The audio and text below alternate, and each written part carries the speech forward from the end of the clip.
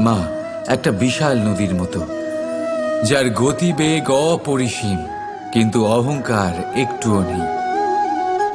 যেভাবে একটা নদী পথের অনুকূলে প্রবাহিত হয়, সেভাবে একজন মা নিজের সন্তানের স্নেহে ঢলে পড়ে, পরিস্থিতি যাই হোক না কেন।